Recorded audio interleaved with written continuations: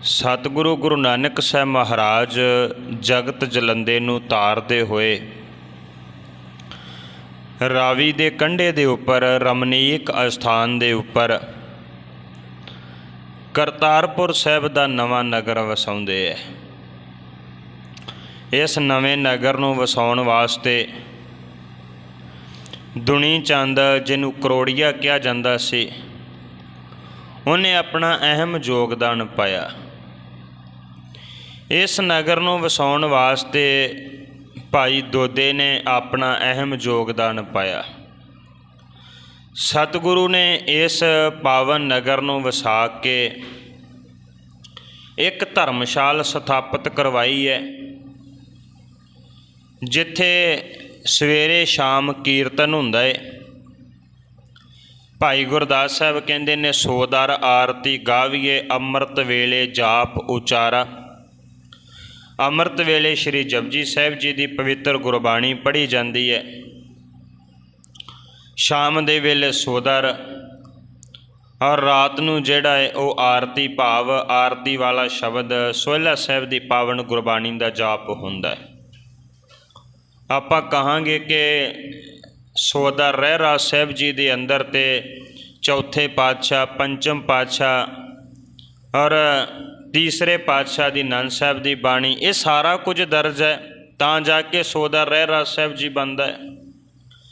लेकिन जदों गुरु नानक साहब महाराज का समा सी जिन्ने शब्द गुरु नानक साहब महाराज के उचारण किए सी केवल उन्ने ही पढ़े जाते से।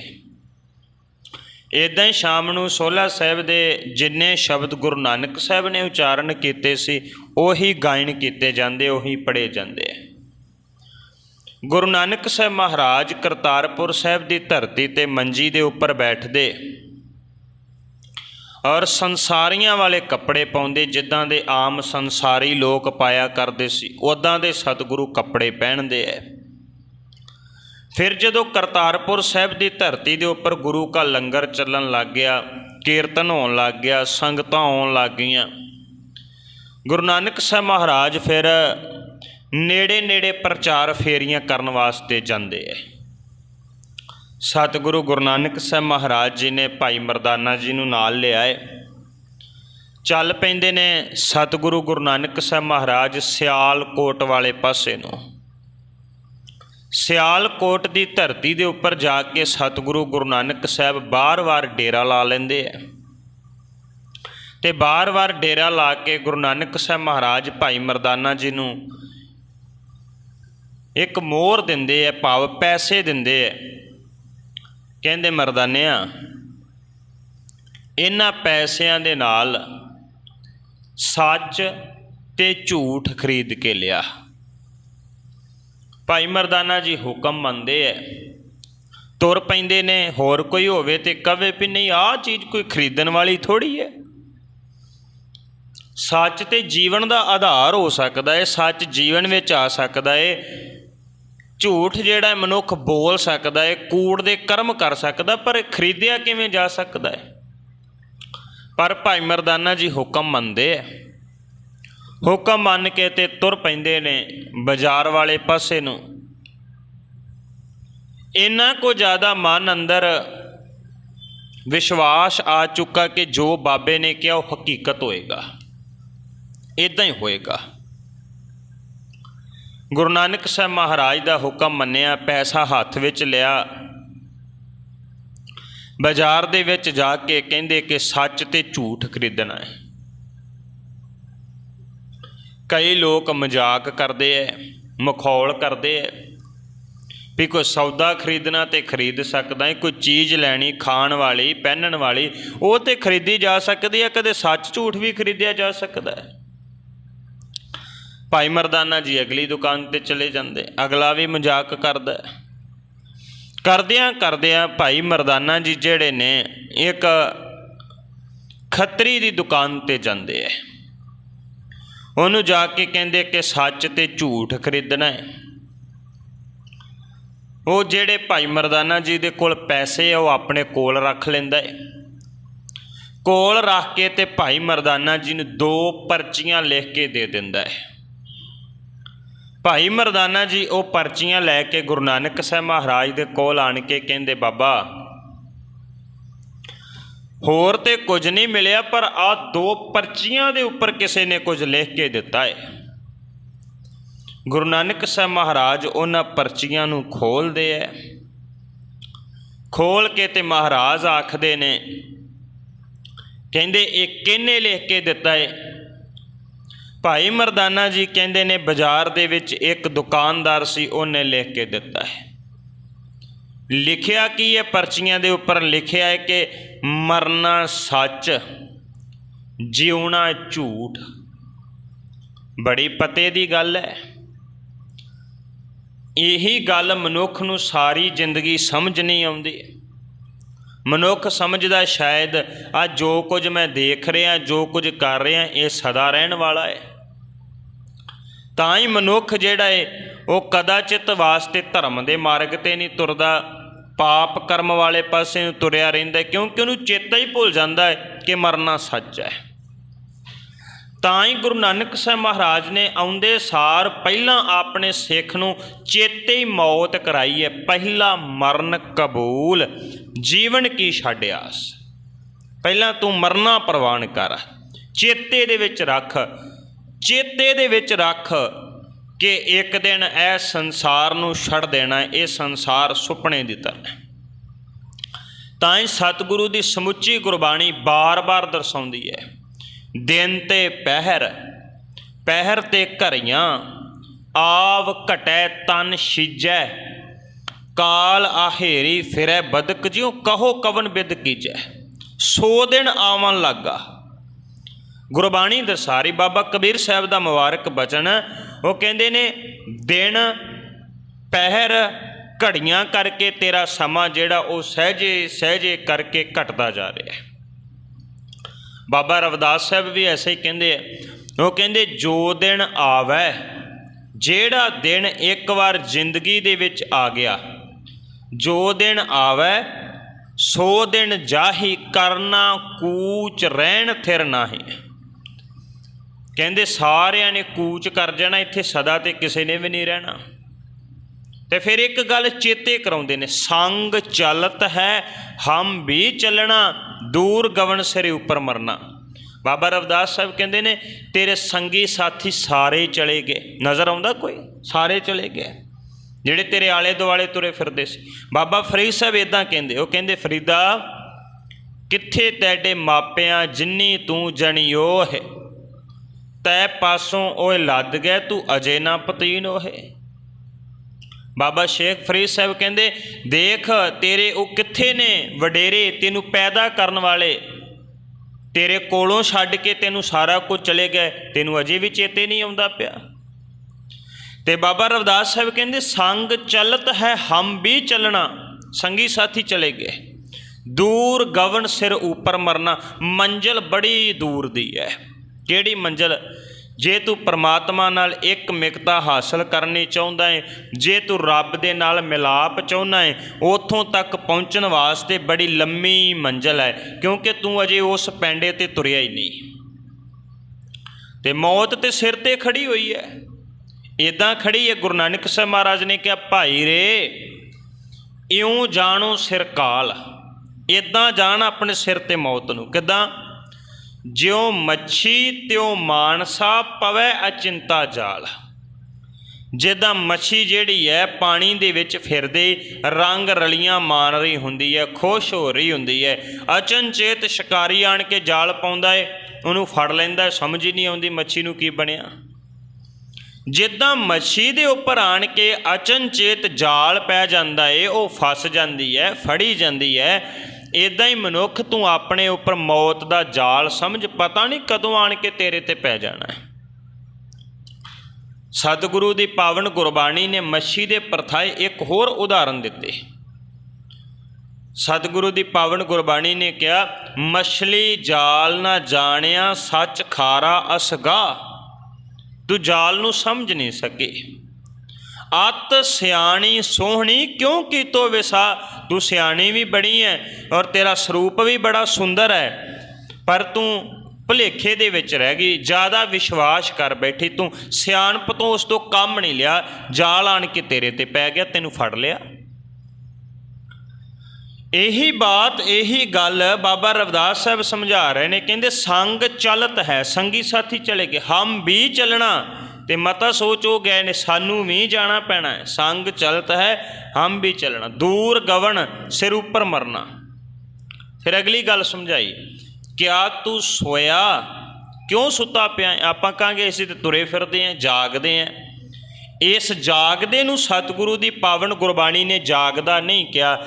ਬਾਣੀ ਦਾ ਕਹਿਣਾ ਹੈ ਕਿ ਅਸਲ ਵਿੱਚ ਤੂੰ ਮਾਇਕ ਪਦਾਰਥਾਂ ਦੀ ਨੀਂਦ ਦੇ ਵਿੱਚ ਸੁੱਤਾ ਹੋਇਆ ਹੈ।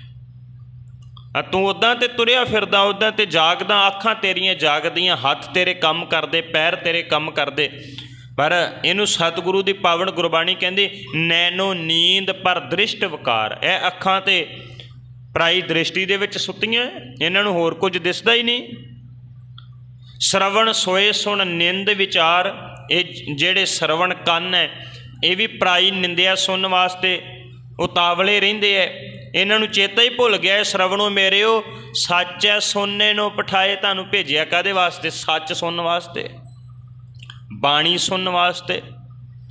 ਪਰ ਇਹ ਕੰਨ ਬਾਣੀ ਸੱਚ ਨਹੀਂ ਸੁਣਦੇ, ਇਹਨਾਂ ਨੂੰ ਨਿੰਦਿਆ ਚੰਗੀ ਲੱਗਦੀ। ਸਤਿਗੁਰੂ ਦੀ ਪਾਵਨ ਗੁਰਬਾਣੀ ਕਹਿ ਰਹੀ ਨੈਨੋ ਨੀਂਦ ਪਰ ਦ੍ਰਿਸ਼ਟ ਵਿਕਾਰ, ਸ਼ਰਵਣ ਸੋਏ ਸੁਣ ਨਿੰਦ ਵਿਚਾਰ, ਰਸਨਾ ਸੋਈ ਲੋਭ ਮਿੱਠੇ ਸਾਧ। ਰਸਨਾ ਜ਼ੁਬਾਨ ਦੇ ਸਵਾਦਾਂ 'ਚ ਲੱਗੀ ਹੋਈ ਹੈ, ਇਹਨੂੰ ਮਿੱਠਾ ਚੰਗਾ ਲੱਗਦਾ ਹੈ, ਫਿਰ ਲੂਣ ਵਾਲਾ ਚੰਗਾ ਲੱਗਦਾ ਹੈ, ਕਦੇ ਇਹਨੂੰ ਕੋਈ ਚਾਹੀਦਾ, ਕਦੇ ਇਹਨੂੰ ਕੋਈ ਚਾਹੀਦਾ। ਇਹ ਰਸਾਂ ਕਸਾਂ ਦੇ ਵਿੱਚ ਹੀ ਸੁੱਤੀ ਹੋਈ ਹੈ। ਇਹ ਰਸਨਾ ਤੂੰ ਅੰਨ ਰਸ ਰਾਚ ਰਹੀ, ਤੇਰੀ ਪਿਆਸ ਨਾ ਜਾਏ, ਤੇਰੀ ਪਿਆਸ ਮਰਦੀ ਨਹੀਂ। ਸਤਿਗੁਰੂ ਕਹਿੰਦੇ ਨੇ ਰਸਨਾ ਵੀ ਸੁੱਤੀ ਹੋਈ ਹੈ ਸਵਾਦਾਂ 'ਚ, ਤੇ ਜੇ ਕੰਨ ਵੀ ਸੁੱਤੇ, ਨੇਤਰ ਵੀ ਸੁੱਤੇ, ਰਸਨਾ ਵੀ ਸੁੱਤੀ, ਮਨ ਸੋਇਆ ਮਾਇਆ ਬਿਸਮਾਦ। ਮਨ ਵੀ ਸੁੱਤਾ, ਸਤਿਗੁਰੂ ਕਹਿੰਦੇ ਕਾਹਦੇ 'ਚ? ਮਾਇਆ ਦੇ ਵਿੱਚ ਸੁੱਤਾ ਹੋਇਆ। ਤੇ ਜੇ ਘਰ ਦੇ ਵਿੱਚ ਸਾਰੇ ਜੀਅ ਸੌਂ ਜਾਣ ਤੇ ਫਿਰ ਕੋਈ ਬਚਾ ਨਹੀਂ ਸਕਦਾ ਉਸ ਘਰ ਨੂੰ। ਉੱਥੇ ਚੋਰ ਆਏਗਾ, ਜਿਹੜੇ ਬੇਸੁਰਤ ਹੋ ਕੇ ਪਏ ਉਹਨਾਂ ਨੂੰ ਲੁੱਟ ਕੇ ਲੈ ਜਾਏਗਾ। ਤੇ ਸਤਿਗੁਰੂ ਦੀ ਪਾਵਨ ਗੁਰਬਾਣੀ ਕਹਿੰਦੀ ਇਸ ਗ੍ਰਹਿ ਮੈਂ ਕੋਈ ਜਾਗਤ ਰਹੇ, ਸਾਬਤ ਵਸਤੂ ਆਪਣੀ ਲੈ। ਕੋਈ ਜਾਗਦਾ ਹੋਵੇ ਤੇ ਬਚਾ ਸਕੇ, ਜਦੋਂ ਸਾਰੇ ਸੁੱਤੇ ਆ ਤੇ ਫਿਰ ਲੁੱਟੇਗਾ। ਬਾਬਾ ਰਵਿਦਾਸ ਸਾਹਿਬ ਕਹਿ ਰਹੇ, ਕਹਿੰਦੇ ਇਸ ਕਰਕੇ ਨਾ ਕਿਆ ਤੂੰ ਸੋਇਆ ਜਾਗ ਇਆਣਾ, ਤੈਂ ਜੀਵਨ ਜਗ ਸੱਚ ਕਰ ਜਾਣਾ। ਤੂੰ ਕਾਹਦੇ ਲਈ ਸੌਂ ਗਿਆ? ਐਵੇਂ ਜੀਵਨ ਨੂੰ ਸੱਚ ਸਮਝ ਕੇ ਬੈਠ ਗਿਆ? ਇੱਦਾਂ ਨਹੀਂ ਹੈ। ਸੰਸਾਰ ਚਲਾਏ ਮਾਣ ਹੈ, ਇੱਥੇ ਮਰਨਾ ਸੱਚ ਹੈ, ਅਟਲ ਸੱਚਾਈ ਹੈ ਕਿ ਮੌਤ ਹੈ, ਜੀਵਣਾ ਝੂਠ। ਜ਼ਿੰਦਗੀ ਜਿਹੜੀ ਸਦੀਵੀ ਰਹਿਣ ਵਾਲੀ ਨਹੀਂ, ਇਹ ਖਤਮ ਹੋ ਜਾਏਗੀ। ਗੁਰੂ ਨਾਨਕ ਸਾਹਿਬ ਮਹਾਰਾਜ ਜੀ ਨੇ ਪੜ੍ਹਿਆ, ਪਰਚੀ ਦੇ ਉੱਪਰ ਲਿਖਿਆ। ਸਤਿਗੁਰੂ ਕਹਿੰਦੇ ਕਿਹਨੇ ਲਿਖਿਆ? ਮਰਦਾਨਾ ਜੀ ਕਹਿੰਦੇ ਸਤਿਗੁਰੂ ਕਿਸੇ ਦੁਕਾਨਦਾਰ ਨੇ ਲਿਖਿਆ। ਗੁਰੂ ਨਾਨਕ ਸਾਹਿਬ ਮਹਾਰਾਜ ਕਹਿੰਦੇ ਜਾ ਫਿਰ ਬੁਲਾ ਕੇ ਲਿਆ। ਬੜੇ ਕੀਮਤੀ ਬਚਨ ਲਿਖੇ ਨੇ। ਭਾਈ ਮਰਦਾਨਾ ਜੀ ਗਏ, ਜਾ ਕੇ ਕਹਿੰਦੇ ਨੇ ਕਿ ਜੋ ਤੁਸੀਂ ਸੌਦਾ ਸਾਨੂੰ ਦਿੱਤਾ ਹੈ ਉਹ ਮੇਰੇ ਮਾਲਕ ਨੂੰ ਬੜਾ ਪਸੰਦ ਆਇਆ ਹੈ, ਇਸ ਕਰਕੇ ਮੇਰਾ ਮਾਲਕ ਤੁਹਾਨੂੰ ਸੱਦਦਾ ਹੈ। ਦੁਕਾਨਦਾਰ ਨਾਲ ਤੁਰ ਪਿਆ, ਕਹਿਣ ਲੱਗਿਆ ਠੀਕ ਹੈ। ਜਾ ਕੇ ਗੁਰੂ ਨਾਨਕ ਸਾਹਿਬ ਮਹਾਰਾਜ ਜੀ ਦੇ ਦੀਦਾਰੇ ਕੀਤੇ, ਦਰਸ਼ਨ ਕੀਤੇ ਹੈ। ਦਰਸ਼ਨ ਕਰਕੇ ਉਹ ਦੁਕਾਨਦਾਰ ਗੁਰੂ ਨਾਨਕ ਸਾਹਿਬ ਮਹਾਰਾਜ ਜੀ ਨੂੰ ਨਮਸਕਾਰ ਕਰਦਾ ਹੈ। ਸਤਿਗੁਰੂ ਗੁਰੂ ਨਾਨਕ ਸਾਹਿਬ ਮਹਾਰਾਜ ਪੁੱਛਦੇ, ਕਹਿਣ ਲੱਗੇ ਤੇਰਾ ਨਾਮ ਕੀ ਹੈ? ਕਹਿੰਦਾ ਜੀ ਸੰਸਾਰ ਦੇ ਵਿੱਚ ਮੈਨੂੰ ਮੂਲਾ ਕਹਿੰਦੇ ਹੈ। ਗੁਰੂ ਨਾਨਕ ਸਾਹਿਬ ਮਹਾਰਾਜ ਕਹਿੰਦੇ ਆ ਜੋ ਲਿਖ ਕੇ ਦਿੱਤਾ, ਆ ਜੋ ਸੌਦਾ ਸਾਨੂੰ ਦਿੱਤਾ ਹੈ, ਇਹ ਉੱਤੋਂ ਉੱਤੋਂ ਹੀ ਲਿਖ ਕੇ ਦਿੱਤਾ ਜਾਂ ਅੰਦਰ ਵੀ ਇਹ ਸਾਰਾ ਕੁਝ? ਕਹਿੰਦਾ ਜੀ ਲਿਖ ਕੇ ਤੇ ਉੱਤੋਂ ਹੀ ਦਿੱਤਾ, ਪਰ ਮੈਂ ਚਾਹੁੰਦਾ ਹੈ ਕਿ ਸਾਰਾ ਕੁਝ ਅੰਦਰ ਆ ਜਾਵੇ, ਮੈਨੂੰ ਜੀਵਨ ਦੇ ਵਿੱਚ ਇਸ ਗੱਲ ਦੀ ਸਮਝ ਆ ਜਾਵੇ, ਇਸੇ ਕਰਕੇ ਤਾਂ ਮੈਂ ਲਿਖ ਕੇ ਦਿੱਤਾ ਹੈ। ਗੁਰੂ ਨਾਨਕ ਸਾਹਿਬ ਮਹਾਰਾਜ ਕਹਿੰਦੇ ਸਮਝ ਕਿੱਦਾਂ ਆਏਗੀ? ਕਹਿੰਦਾ ਜੀ ਆਪ ਜੈਸੇ ਮਹਾਂਪੁਰਸ਼ਾਂ ਦੇ ਕੋਲੋਂ। ਗੁਰੂ ਨਾਨਕ ਸਾਹਿਬ ਮਹਾਰਾਜ ਕਹਿੰਦੇ ਫਿਰ ਸਮਝ ਲੈਣੀ ਹੈ ਨਾ ਤੇ ਸਾਡੇ ਨਾਲ ਰਹਿ, ਸਾਡੇ ਨਾਲ ਤੁਰ। ਉਹਨੇ ਗੁਰੂ ਨਾਨਕ ਸਾਹਿਬ ਮਹਾਰਾਜ ਜੀ ਦਾ ਬਚਨ ਮੰਨਿਆ। ਸਤਿਗੁਰੂ ਗੁਰੂ ਨਾਨਕ ਸਾਹਿਬ ਜਿਹੜੇ ਹੈ ਉਹਨਾਂ ਦੇ ਨਾਲ ਹੀ ਤੁਰ ਪੈਂਦਾ ਹੈ। ਅੱਗੇ ਅੱਗੇ ਗੁਰੂ ਨਾਨਕ ਸਾਹਿਬ ਮਹਾਰਾਜ ਮਗਰ ਫਿਰ ਭਾਈ ਮੂਲਾ ਨਾਲ ਭਾਈ ਮਰਦਾਨਾ ਜੀ ਜਗਤ ਜਲੰਦੇ ਨੂੰ ਤਾਰਨ ਵਾਸਤੇ, ਸੋਧਣ ਵਾਸਤੇ ਅਗਲੇਰੇ ਪੰਧ ਵਾਲੇ ਪਾਸੇ ਨੂੰ ਤੁਰਦੇ ਹੈ। ਸਤਿਗੁਰੂ ਗੁਰੂ ਨਾਨਕ ਸਾਹਿਬ ਮਹਾਰਾਜ ਜੀ ਹੋਰ ਕਿੰਨਿਆਂ ਦਾ ਉਧਾਰ ਕਰਦੇ ਹੈ। ਕਵੀ ਸੰਤੋਖ ਸਿੰਘ ਜੀ ਦਰਸਾ ਰਹੇ ਹਨ, ਲੜੀਵਾਰ ਇਤਿਹਾਸ ਦੀ ਵਿਚਾਰ ਨਾਲ ਜੁੜਨ ਵਾਸਤੇ ਆਪ ਸੰਗਤ ਰਸਨਾ ਤੋਂ ਉਚਾਰਨ ਕਰਿਓ। ਸਾਰੇ ਆਖਿਓ ਜੀ ਸਤਨਾਮ ਵਾਹਿਗੁਰੂ ਸਾਹਿਬ ਜੀ।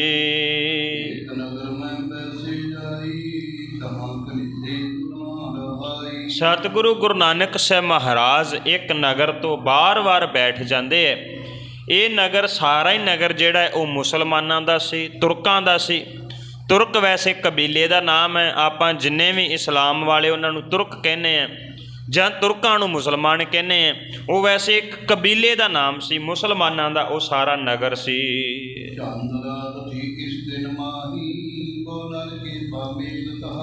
ਉੱਥੇ ਜਿਹੜਾ ਵਾ ਚੰਦਰਮਾ ਦੀ ਚਾਨਣੀ ਰਾਤ ਸੀ।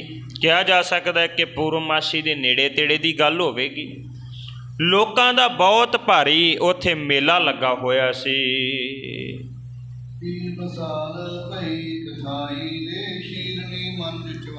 ਉੱਥੇ ਲੋਕ ਜਿਹੜੇ ਸਨ ਇਕੱਠੇ ਹੋਏ ਨੇ, ਵੱਡੀ ਗਿਣਤੀ ਵਿੱਚ ਭੀੜ ਇਕੱਠੀ ਹੋਈ ਹੈ। ਲੋਕ ਜਿਹੜੇ ਨੇ ਮਠਿਆਈਆਂ ਚੜ੍ਹਾ ਰਹੇ ਨੇ ਇੱਕ ਦੂਸਰੇ ਨੂੰ, ਅਤੇ ਇੱਦਾਂ ਕਰਕੇ ਉੱਥੇ ਮਠਿਆਈਆਂ ਚੜ੍ਹ ਰਹੀਆਂ। ਵੱਡੀਆਂ ਗਿਣਤੀਆਂ ਦੇ ਵਿੱਚ ਲੋਕ ਜਿਹੜੇ ਹੈ ਉਹ ਇਕੱਠੇ ਹੋਏ ਨੇ। ਇਹ ਕਿਉਂ ਹੋਏ ਨੇ?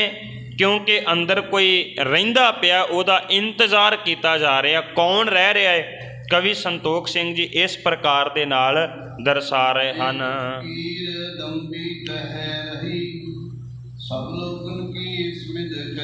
ਉੱਥੇ ਅੰਦਰ ਇੱਕ ਫਕੀਰ ਰਹਿੰਦਾ ਹੈ, ਜਿਹੜਾ ਫਕੀਰ ਪਖੰਡੀ ਹੈ। ਉਹਦੇ ਕੋਲ ਕੁਝ ਨਹੀਂ, ਹਕੀਕਤ ਨਹੀਂ ਹੈ, ਸੱਚ ਨਹੀਂ ਹੈ, ਲੇਕਿਨ ਲੋਕਾਂ ਨੂੰ ਆਪਣੇ ਮਗਰ ਲਾ ਕੇ ਤੇ ਉੱਥੇ ਜਿਹੜਾ ਇੰਜ ਭਰਮਾਂ ਦੇ ਵਿੱਚ ਪਾ ਰਿਹਾ ਸੀ।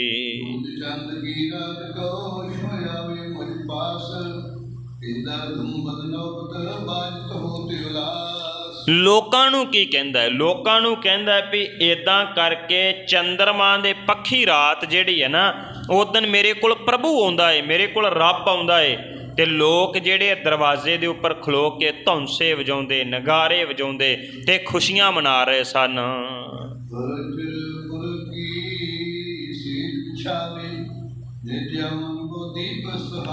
ਇੱਦਾਂ ਕਰਕੇ ਆਪਣੇ ਕੋਲ ਫੁੱਲਾਂ ਦੀ ਛੇਜ ਵਿਛਾ ਕੇ ਰੱਖਦਾ ਸੀ ਅਤੇ ਨਾਲ ਹੀ ਫਿਰ ਬਹੁਤ ਸਾਰੇ ਦੀਵੇ ਜਗਾਉਂਦਾ ਏ, ਅਤੇ ਇੱਦਾਂ ਕਰਕੇ ਕਈ ਪ੍ਰਕਾਰ ਦੇ ਪਖੰਡ ਕਰਦਾ ਸੀ।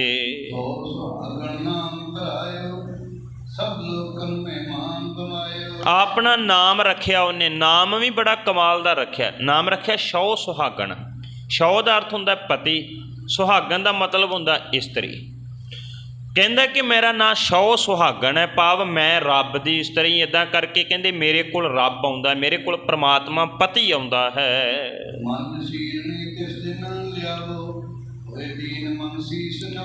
ਲੋਕ ਜਿਹੜੇ ਸਨ ਫਿਰ ਉਹਦੇ ਮਗਰ ਲਾ ਕੇ ਮਠਿਆਈਆਂ ਲਿਆ ਕੇ ਉਹਨੂੰ ਚੜਾਉਂਦੇ ਹੈ, ਮਨ ਵਿੱਚ ਨਿਮਰਤਾ ਰੱਖ ਕੇ ਉਹਨੂੰ ਮੱਥੇ ਟੇਕਦੇ ਹੈ। ਇੱਦਾਂ ਕਰਕੇ ਉਹਦਾ ਜਿਹੜਾ ਕੰਮ ਸੀ ਚੱਲਦਾ ਸੀ।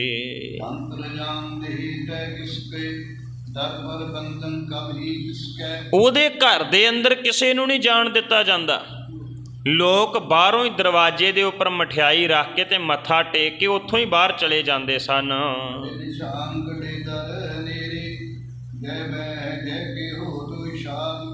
ਬਾਰ-ਬਾਰ ਦਰਵਾਜ਼ੇ ਦੇ ਉੱਪਰ ਵੱਡੇ ਵੱਡੇ ਨਿਸ਼ਾਨ ਲੱਗੇ ਹੋਏ ਸੀ ਅਤੇ ਲੋਕ ਜਿਹੜੇ ਹੈ ਬੜੇ ਉਤਸ਼ਾਹ ਦੇ ਨਾਲ ਉੱਥੇ ਮੱਥਾ ਟੇਕਣ ਵਾਸਤੇ ਆਉਂਦੇ ਸਨ।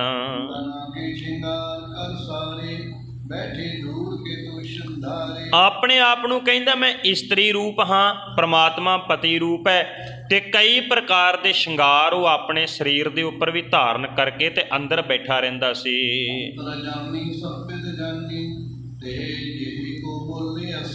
ਸਤਿਗੁਰੂ ਗੁਰੂ ਨਾਨਕ ਸਾਹਿਬ ਮਹਾਰਾਜ ਜੀ ਜਿਹੜੇ ਸਨ ਅੰਤਰਜਾਮੀ ਸਨ। ਸਤਿਗੁਰੂ ਅੰਦਰ ਦੀ ਜਾਣਨ ਵਾਲੇ ਸਨ।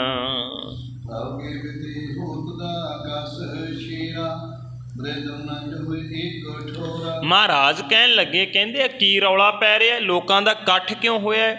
ਇੰਨੇ ਲੋਕ ਕਿਉਂ ਇਕੱਠੇ ਹੋਏ ਨੇ? ਸਤਿਗੁਰੂ ਗੁਰੂ ਨਾਨਕ ਸਾਹਿਬ ਪੁੱਛਦੇ ਹਨ। ਇਹ ਦਰਮਾਨੰ ਕੀ ਕੋਪੀ। ਦੱਸਣ ਵਾਲਿਆਂ ਨੇ ਦੱਸ ਦਿੱਤਾ, ਕਹਿਣ ਲੱਗੇ ਸਤਿਗੁਰੂ ਗੁਰੂ ਨਾਨਕ ਸਾਹਿਬ ਜੀ, ਇੱਥੇ ਇੱਕ ਫਕੀਰ ਰਹਿੰਦਾ ਏ, ਉਹਦੇ ਦਰਵਾਜ਼ੇ ਦੇ ਉੱਪਰ ਲੋਕਾਂ ਦੀ ਵੱਡੀ ਭੀੜ ਇਕੱਠੀ ਹੋਈ ਹੈ। ਆਨੰਦ ਦੇਖ ਪੇ ਧਾਮੂ ਸੋ ਸੁਹਾਗਣ ਦੇ ਸੁਕੋ ਨਾਮੂ। ਕਹਿੰਦੇ ਸਤਿਗੁਰੂ, ਇੱਥੇ ਭੀੜ ਸ਼ੌ ਸੁਹਾਗਣ ਦੇ ਘਰ ਦੇ ਬਾਹਰ ਇਕੱਠੀ ਹੋਈ ਹੈ, ਲੋਕ ਉੱਥੇ ਜਿਹੜੇ ਨੇ ਉਹ ਖੁਸ਼ੀਆਂ ਮਨਾ ਰਹੇ ਹਨ। ਨਾਨਕ ਸੁਣ ਕੇ ਮੁਸਕਾਨੇ ਕਹੇ ਚਲੋ ਦੇ ਗੋਮਰਦਾਨ। ਗੁਰੂ ਨਾਨਕ ਸਾਹਿਬ ਮਹਾਰਾਜ ਸੁਣ ਕੇ ਮੁਸਕਰਾਉਣ ਲੱਗੇ ਐ, ਮੁਸਕਰਾ ਕੇ ਕਹਿੰਦੇ ਮਰਦਾਨੇ ਚਲੋ ਆਪਾਂ ਵੀ ਜਾ ਕੇ ਵੇਖਦੇ ਹਾਂ। ਕੇ ਸੰਗ ਦੀਨ ਜਗ ਸਾਈ ਔਜਤ ਭੈ ਜਾਏ ਤੇ। ਗੁਰੂ ਨਾਨਕ ਸਾਹਿਬ ਮਹਾਰਾਜ ਭਾਈ ਮਰਦਾਨਾ ਜੀ ਨਾਲ, ਫਿਰ ਮੂਲਾ ਖੱਤਰੀ ਵੀ ਸੀ ਨਾਲ ਹੀ ਸੀ। ਸਤਿਗੁਰੂ ਗੁਰੂ ਨਾਨਕ ਸਾਹਿਬ ਉੱਥੇ ਪਹੁੰਚ ਜਾਂਦੇ ਹਨ। ਅੰਦਰ ਜਾਣ ਲਗੀ ਸੀ ਪ੍ਰਭ ਜਗ ਇਹ ਦਰਬਾਨ ਕੈ ਬਚ ਤਿਨ ਤਬ। ਗੁਰੂ ਨਾਨਕ ਸਾਹਿਬ ਮਹਾਰਾਜ ਦਰਵਾਜ਼ੇ ਤੋਂ ਅੰਦਰ ਜਾਣ ਲੱਗੇ, ਜਿੱਥੇ ਅੰਦਰ ਸ਼ੌ ਸੁਹਾਗਣ ਰਹਿੰਦਾ ਏ। ਜਿਹੜੇ ਬਾਹਰ ਪਹਿਰੇਦਾਰ ਖੜੇ ਸਨ, ਦਰਬਾਨ ਖੜੇ ਸਨ, ਉਹਨਾਂ ਨੇ ਰੋਕ ਲਿਆ ਹੈ। ਹੁਕਮ ਜਾਣ ਕੋ ਨਾਹੀ ਦਰਪੁਰ ਜਾਤ ਕਰ ਮੁਰ ਜਾਨ। ਉਹ ਕਹਿਣ ਲੱਗੇ ਵੀ ਅੰਦਰ ਜਾਣ ਦੀ ਕਿਸੇ ਨੂੰ ਵੀ ਆਗਿਆ ਨਹੀਂ ਹੈ। ਲੋਕ ਇੱਥੇ ਦਰਵਾਜ਼ੇ ਤੇ ਮੱਥਾ ਟੇਕ ਕੇ ਜਿਹੜਾ ਨਾ ਉਹ ਵਾਪਸ ਚਲੇ ਜਾਂਦੇ ਹਨ। ਕਹੇ ਤੇ ਕੀ ਸੁਧ ਦੀਜੈ ਦਾਂਗਾਂਡੇ ਦਰਵੇਸ਼ ਲਖੀਜੈ। ਗੁਰੂ ਨਾਨਕ ਸਾਹਿਬ ਮਹਾਰਾਜ ਕਹਿੰਦੇ ਜਾਓ ਅੰਦਰ, ਜਿਹੜਾ ਫਕੀਰ ਬੈਠਾ ਉਹਨੂੰ ਜਾ ਕੇ ਸੁਨੇਹਾ ਦਿਓ ਕਿ ਬਾਹਰ ਤੈਨੂੰ ਕੋਈ ਮਿਲਣ ਵਾਸਤੇ ਫਕੀਰ ਆਇਆ, ਤੇਰੇ ਦਰਵਾਜ਼ੇ ਤੇ ਕੋਈ ਫਕੀਰ ਖੜਾ ਹੈ। ਦਰਸ਼ਨ ਕੀ ਜਿਤ ਚਾਹੀ ਆਏ ਸੋ ਹੋਏ ਤੇ ਆਵੇ ਪਾਹੀ। ਗੁਰੂ ਨਾਨਕ ਸਾਹਿਬ ਕਹਿੰਦੇ ਜਾਓ ਉਹਨੂੰ ਕਹੋ ਜਾ ਕੇ ਵੀ ਤੇਰੇ ਦਰਸ਼ਨ ਕਰਨ ਵਾਸਤੇ ਕੋਈ ਫਕੀਰ ਆਇਆ ਹੈ, ਜੇ ਤੂੰ ਆਗਿਆ ਦਵੇਂ ਤੇ ਅਸੀਂ ਤੇਰੇ ਕੋਲ ਆ ਜਾਂਦੇ ਹਾਂ। ਹੋਏ ਦੂਤ ਦਰਵਾਨਾ ਗਾਏ ਤਾਰੇ ਕੀ ਬਚਨ ਬਖਾਨਾ। ਹੁਣ ਉਹ ਜਿਹੜੇ ਪਹਿਰੇਦਾਰ ਸਨ ਉਹਨਾਂ ਨੇ ਅੰਦਰ ਜਾ ਕੇ ਦੂਰੋਂ ਹੀ ਆਵਾਜ਼ ਦੇ ਕੇ ਕਿਹਾ ਵੀ ਇੱਦਾਂ ਤੁਹਾਨੂੰ ਮਿਲਣ ਵਾਸਤੇ ਕੋਈ ਫਕੀਰ ਆਇਆ ਹੈ। ਤੁਮਾਰੇ ਆਏ ਮਿਲਨ ਚਾਹੇ ਰਾਵਰੇ ਅਧਿਕਾਰ। ਕਹਿੰਦੇ ਕਿ ਆਪ ਜੀ ਦੇ ਦਰਸ਼ਨ ਕਰਨ ਦੀ ਉਹਨੂੰ ਬੜੀ ਚਾਹਤ ਹੈ, ਬੜੀ ਇੱਛਾ ਹੈ। ਜੇ ਤੁਸੀਂ ਹੁਕਮ ਕਰੋ ਤੇ ਅਸੀਂ ਆਪ ਜੀ ਦੇ ਦਰਸ਼ਨ ਕਰਾਉਣ ਵਾਸਤੇ ਉਹਨੂੰ ਲੈ ਆਵਾਂਗੇ। ਕਹਿਣ ਲੱਗੇ ਤੁਹਾਡੇ ਹੁਕਮ ਦੀ ਪਾਲਣਾ ਕਰਕੇ ਹੀ ਉਹ ਜਿਹੜਾ ਫਕੀਰ ਹੈ ਉਹ ਅੰਦਰ ਆ ਸਕਦਾ ਹੈ। ਅੰਦਰੋਂ ਪਖੰਡੀ ਫਕੀਰ ਸ਼ੌ ਸੁਹਾਗਣ ਬੋਲਦਾ, ਕਹਿਣ ਲੱਗਿਆ ਨਹੀਂ ਨਹੀਂ ਉਹਨੂੰ ਬਾਹਰ ਹੀ ਖੜਾ ਕਰ ਦਿਓ, ਮੇਰੇ ਕੋਲ ਕੋਈ ਨਹੀਂ ਆਉਣਾ ਚਾਹੀਦਾ।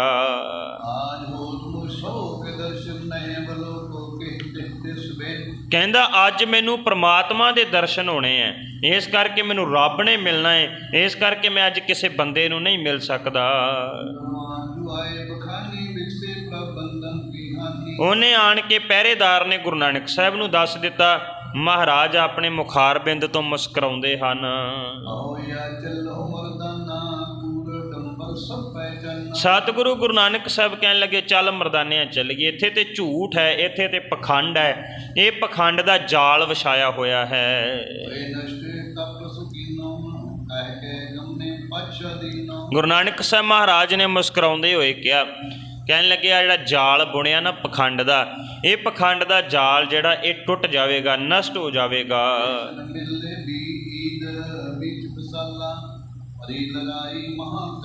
ਇੰਨਾ ਚਿਰ ਨੂੰ ਜਿਹੜਾ ਭਾਰੀ ਇਕੱਠ ਹੋਇਆ ਸੀ ਨਾ ਉਹਦੇ ਵਿੱਚ ਲੜਾਈ ਹੋਣੀ ਸ਼ੁਰੂ ਹੋ ਜਾਂਦੀ ਹੈ।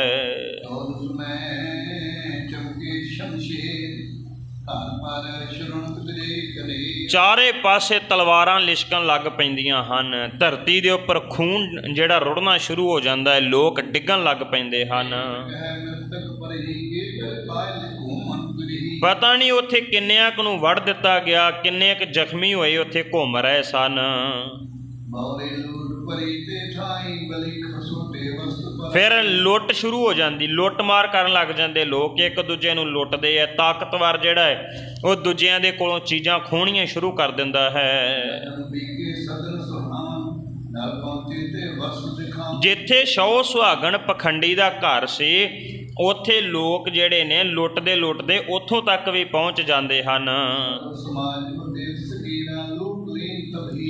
ਜਿੰਨਾ ਬਾਰ-ਬਾਰ ਘਰ ਦੇ ਸਮਾਨ ਉਹਦਾ ਪਿਆ ਸੀ ਨਾ, ਉਹ ਸਾਰਾ ਸਮਾਨ ਵੀ ਉਹਨਾਂ ਲੁਟੇਰਿਆਂ ਨੇ ਲੁੱਟ ਲਿਆ ਹੈ।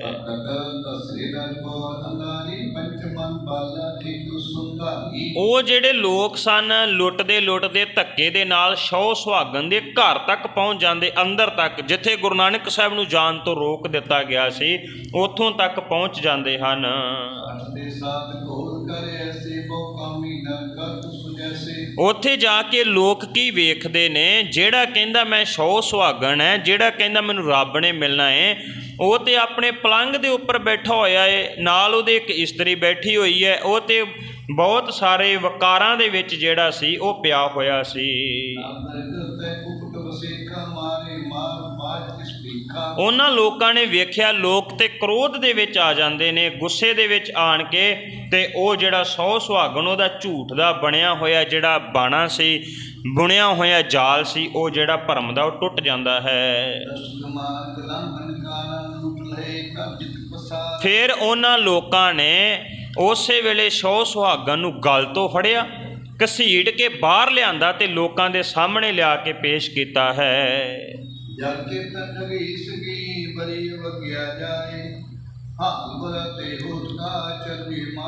ਜਿਹਦੇ ਦਰਵਾਜ਼ੇ ਤੇ ਜਾ ਕੇ ਕਦੇ ਗੁਰੂ ਨਾਨਕ ਸਾਹਿਬ ਖਲੋਤੇ ਹੋਣ ਤੇ ਕਹਿਣ ਵੀ ਮਿਲਣਾ ਚਾਹੁੰਦੇ ਆ, ਉਹ ਕਦੇ ਮਿਲਣ ਵਾਸਤੇ ਆਵੇ ਹੀ ਨਾ ਬਾਹਰ। ਤੇ ਹੁਣ ਇੱਦਾਂ ਉਹਦਾ ਨਰਾਦਰ ਹੋਇਆ, ਹੁਣ ਐਵੇਂ ਲੋਕਾਂ ਨੇ ਝੂਠ ਦਾ ਉਹਦਾ ਬੁਰਾ ਹਾਲ ਕੀਤਾ ਤੇ ਐਵੇਂ ਕਰਕੇ ਉਹਨੂੰ ਜਿਹੜਾ ਮਾਰਿਆ ਹੈ। ਜਿਹੜੇ ਬਾਹਰ ਝੰਡੇ ਲੱਗੇ ਸੀ ਉਹ ਵੀ ਪੁੱਟ ਦਿੱਤੇ ਗਏ। ਜਿੰਨੇ ਲੋਕਾਂ ਨੇ ਸਮਾਨ ਚੜਾਇਆ ਸੀ, ਮਠਿਆਈਆਂ ਚੜਾਈਆਂ, ਭੇਟਾਂ ਚੜਾਈਆਂ, ਉਹ ਵੀ ਸਾਰਾ ਕੁਝ ਲੋਕ ਉੱਥੋਂ ਲੁੱਟ ਕੇ ਲੈ ਜਾਂਦੇ ਹਨ। ਫਿਰ ਲੋਕ ਉਹਦਾ ਪਲੰਘ ਵੀ ਚੁੱਕ ਕੇ ਲੈ ਗਏ। ਇੱਦਾਂ ਕਰਕੇ ਉਹ ਫਿਰ ਜਿਹੜਾ ਫਕੀਰ ਸੀ, ਜਿਹੜਾ ਸੌ ਸੁਹਾਗਣ ਖਵਾਉਂਦਾ ਸੀ ਆਪਣੇ ਆਪ ਨੂੰ, ਉਹ ਡਰਦਾ ਹੋਇਆ ਉੱਥੋਂ ਜਿਹੜਾ ਭੱਜ ਜਾਂਦਾ ਹੈ। ਜਿਹੜੇ ਉਹਦੇ ਘਰ ਵਿੱਚ ਗਹਿਣੇ ਪਏ ਸੀ, ਬਸਤਰ ਪਏ ਸੀ, ਸਾਰਾ ਕੁਝ ਲੋਕ ਜਿਹੜਾ ਉਹ ਖੋਹ ਕੇ ਉੱਥੋਂ ਲੈ ਜਾਂਦੇ ਹਨ।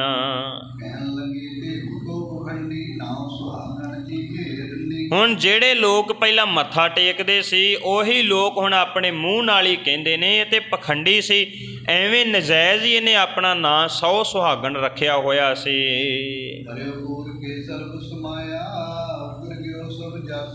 ਉਹ ਜਿਹੜਾ ਝੂਠ ਦਾ ਪਸਾਰਿਆ ਹੋਇਆ ਪਸਾਰਾ ਸੀ, ਉਹ ਲੋਕਾਂ ਦੇ ਸਾਹਮਣੇ ਉਗੜ ਜਾਂਦਾ ਏ, ਸਾਰੀ ਸੱਚਾਈ ਲੋਕਾਂ ਦੇ ਸਾਹਮਣੇ ਆ ਜਾਂਦੀ ਹੈ।